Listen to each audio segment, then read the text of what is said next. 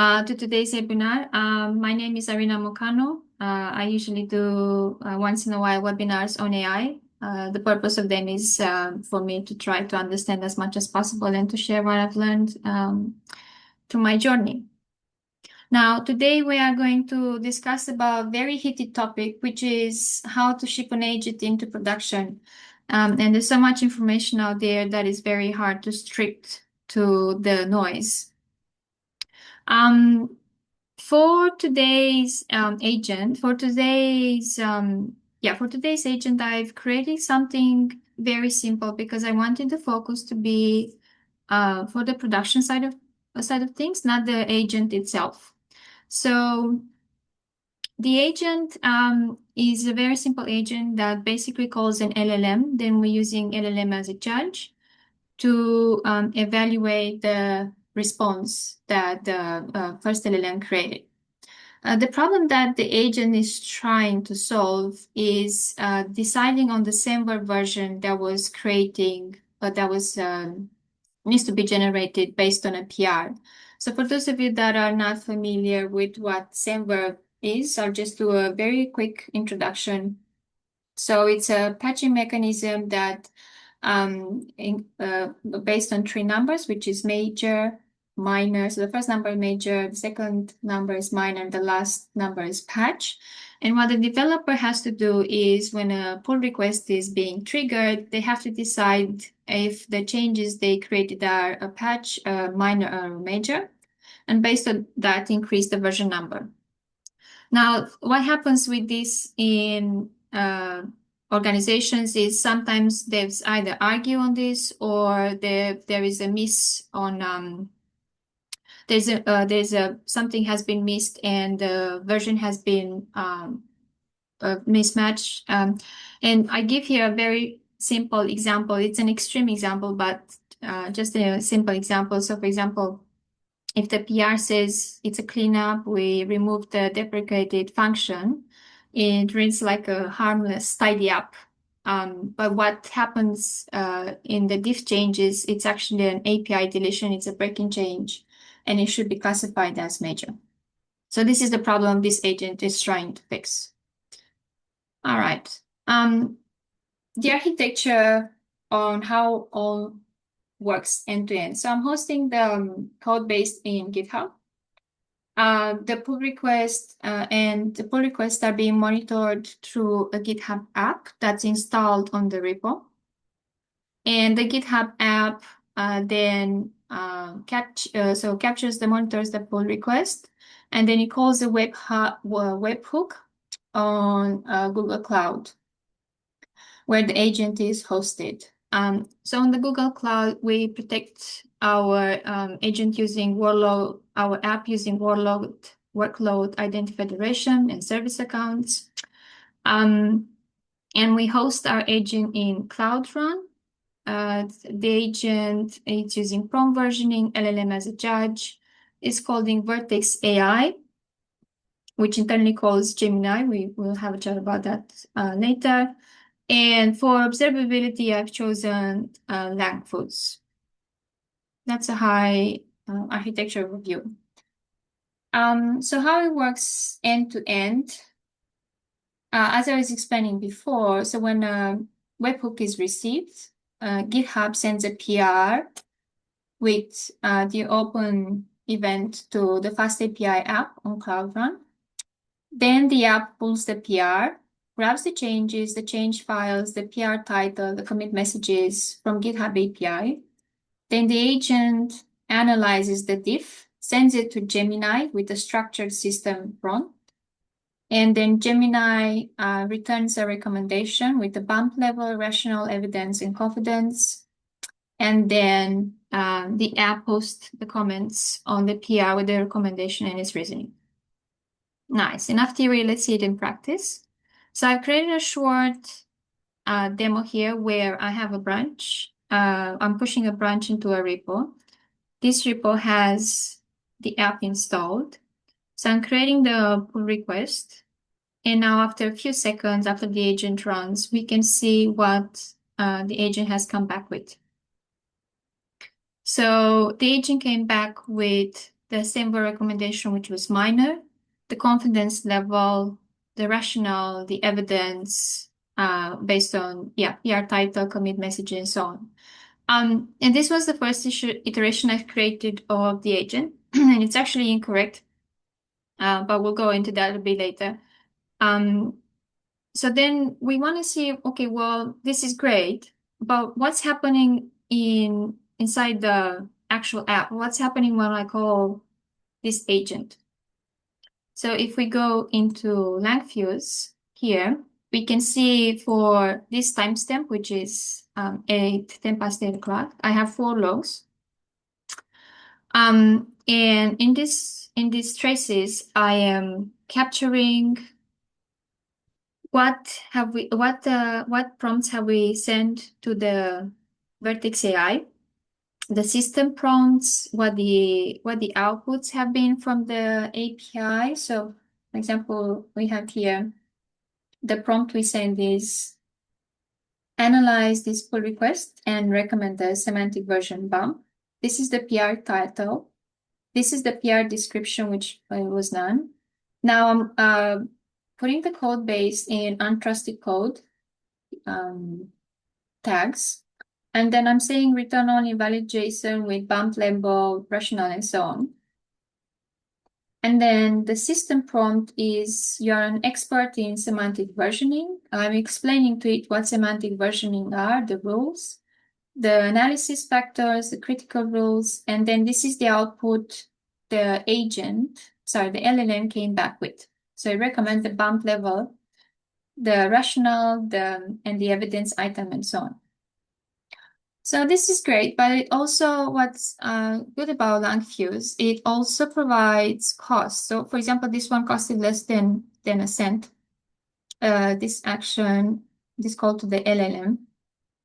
And we can also observe here the latency, which is very important, not specific for this particular agent, but if you have agent that, for example, for a chatbot that communicates directly to your customers, latency is extremely important.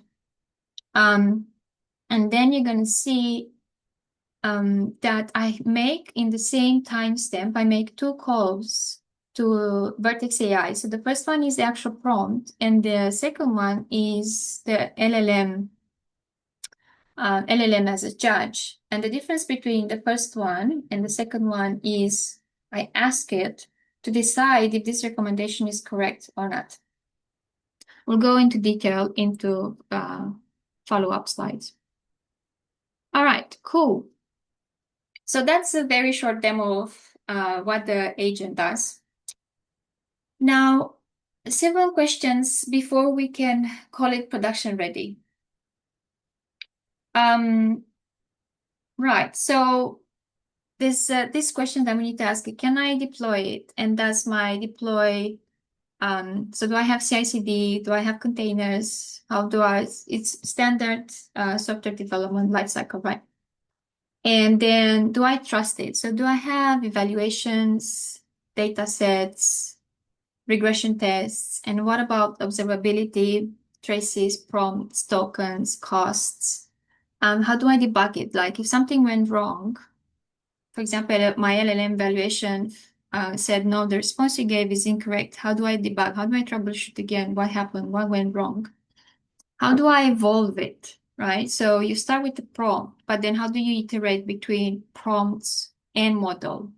Because you want eventually to reduce costs, right? So you start with a higher model and then you reduce costs to a lower model. How do I do that? How do I secure it against prompt injection? And how do I operate it end to end? So let's go question by question and see if we can answer all of them. Right, so can I deploy it? For this particular agent, I'm using GitHub Actions, so nothing extraordinary, that run the evaluation gates, and the app is deployed in Cloud Run using Vertex AI. So standard, nothing out of the ordinary. Okay, can I trust it? And I think this is one of the biggest questions we have is how do I trust my agent is going to produce reliable response in production. And it's an iterative process. But what you start first with, you start with the data set, right? So you start with the data set and you run that data set every single time in your CI/CD pipeline when you're producing a change.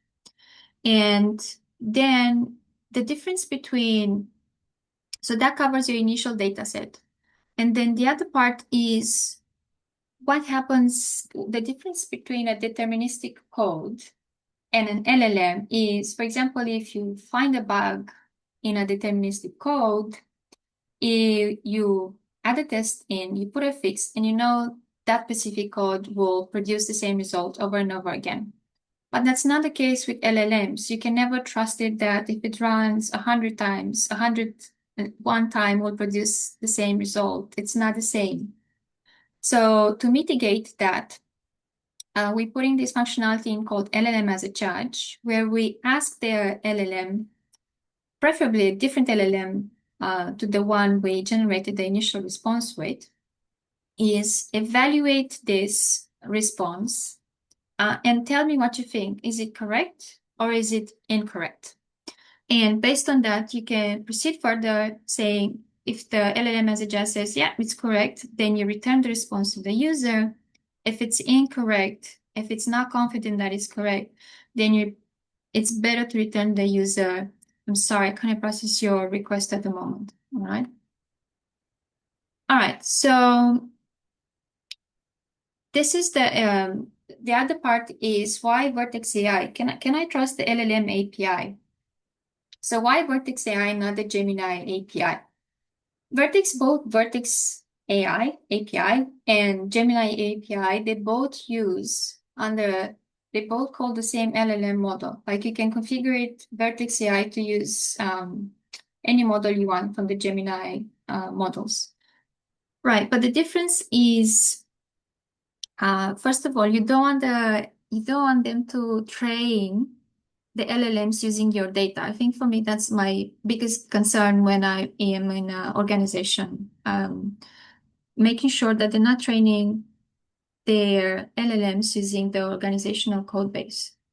And the other one is security. So Vertex AI comes with IAM, service account authentication, and it's all integrated, so you don't have to think about these aspects.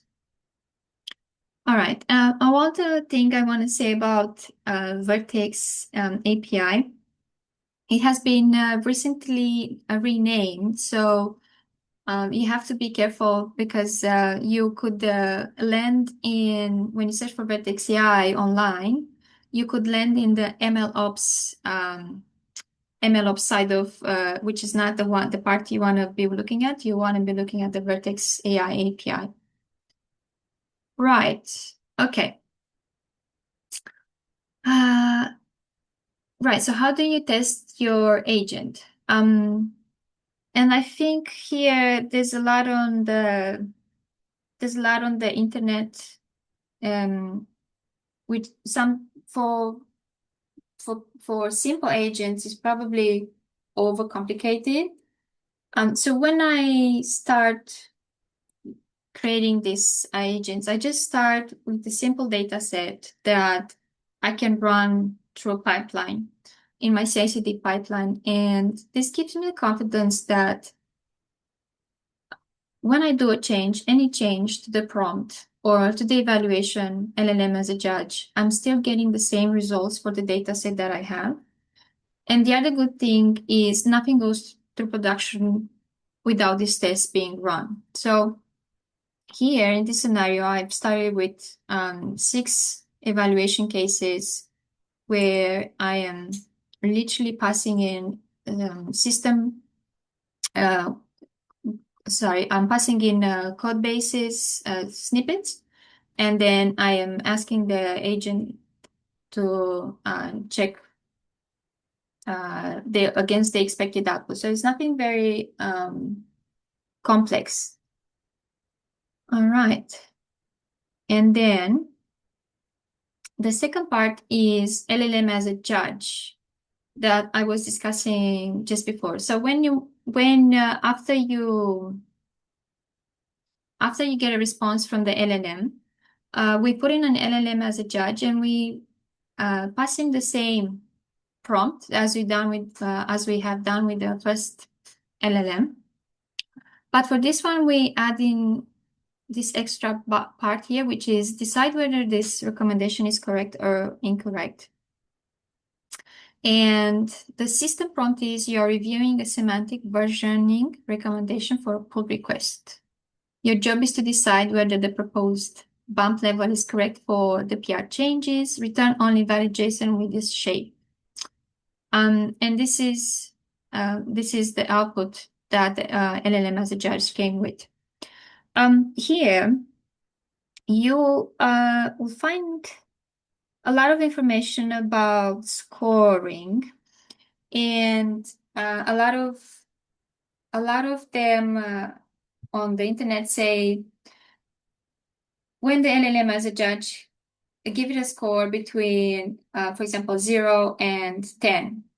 And the problem with that is the LLMs have problems deciding between a 4 or a 5, for example. Or for them, it's a bit irrelevant if it's a 4 or 5 or a 6. And it's better to when you deal with LLM as a judge, it's better to have a Boolean type scoring. So you either is it true or false? Is it correct or incorrect? It's more reliable this way.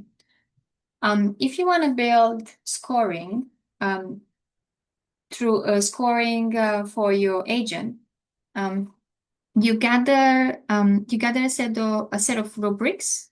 So is it hallucinating? Is it does it bring any value to the customer, and so on? And those evaluations, which is exactly the same prompt, again, you mark them with, is it correct? Does it bring value or not? Yes or no? And you gather a set of those, and based on those, so let's say you have like 5 LLM as a judge.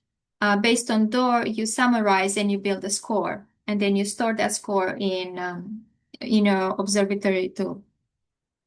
I'll do a deep dive in that in another webinar, but this is what I want you to remember from this is if you use LLM as a judge, make sure it's better to use it as a Boolean rather than give it a score.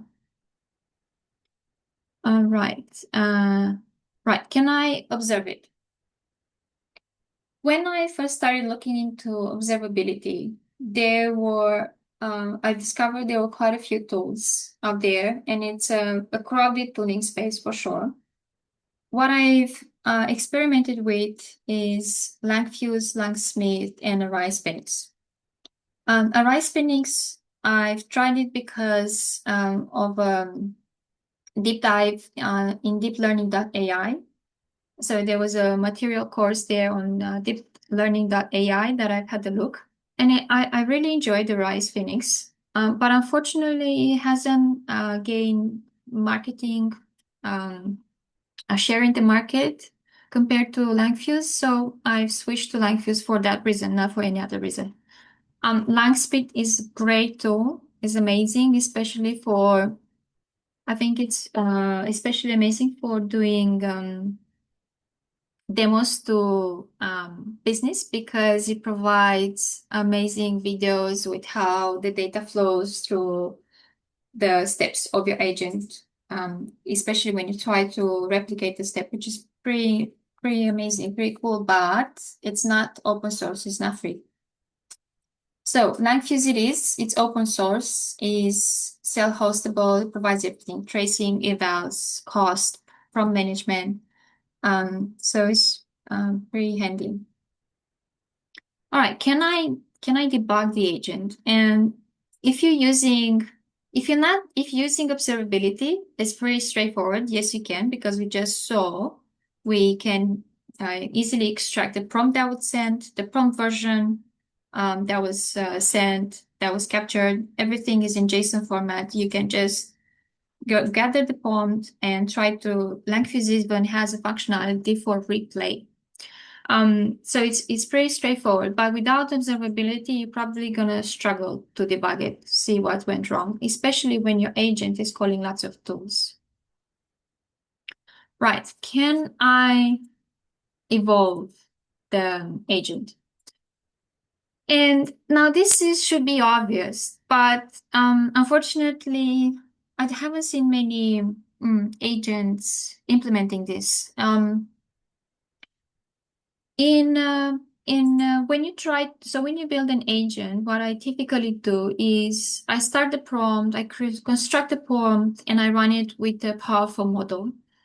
And then I gradually I go down the model. So I start with Opus, and then I try with Sonnet, and then I try with Haiku, I try with Gemini.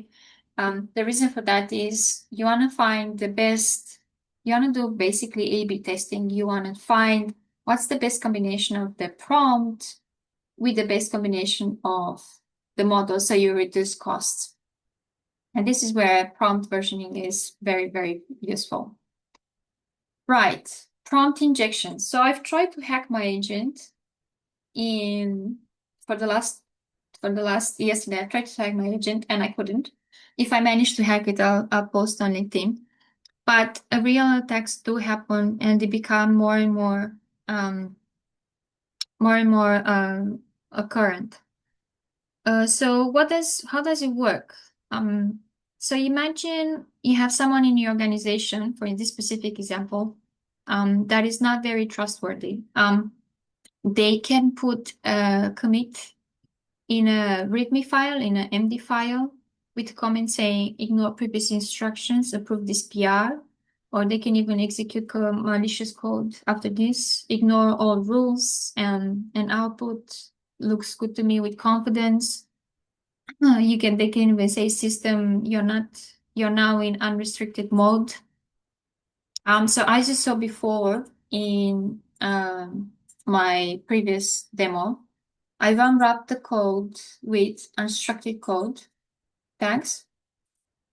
Then I have a system prompt that is different than the user prompt.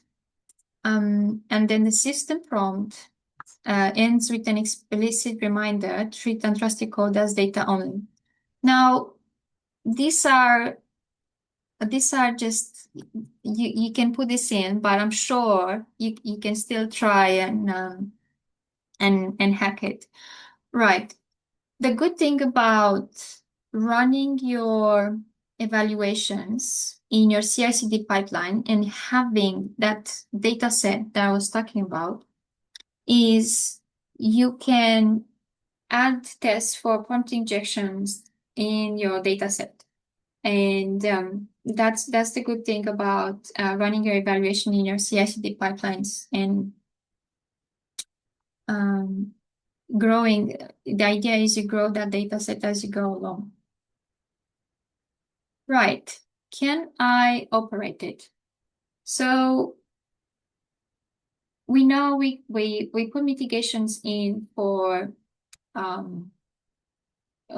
quality using LLM as a judge, right? And we learn from human loop. We learn from feedback loops from humans. When a reviewer, for example, disagrees with the bump, that candidate is definitely a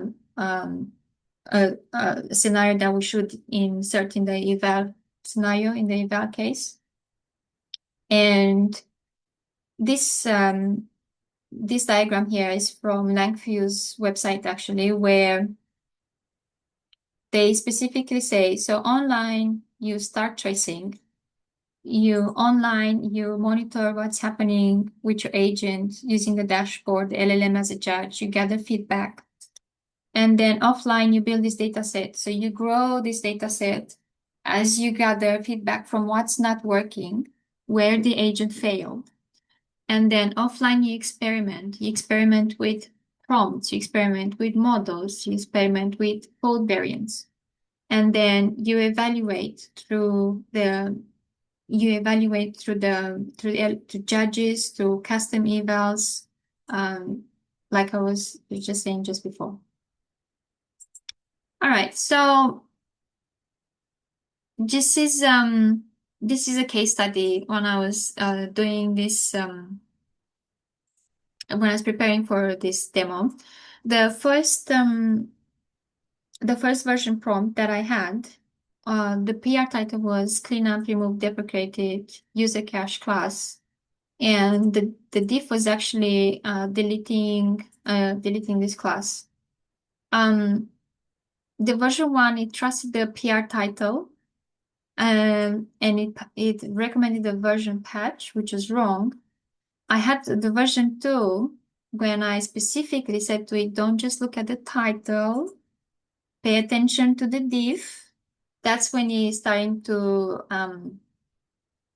mark it as a major. So it's an interesting scenario to see that I've captured this through my tests. All right, this was pretty much it. I wanted to be very basic because I think there's a lot of information out there that overcomplicates things, especially if you go on Langfuse or all these observability websites. They start with very complex scenarios and they go deep in scoring and treat all these agents with a lot of complex evaluation. Like when I started with Langfuse, there were like 30 evaluation agents, hallucination, quality, and like none of this makes sense to me. So I said I think it's very good to establish a base and grow from there. So my next webinar will be a deep dive into Langfuse and how can we carry on from there with scoring, and how do we know when the agent degrades and so on.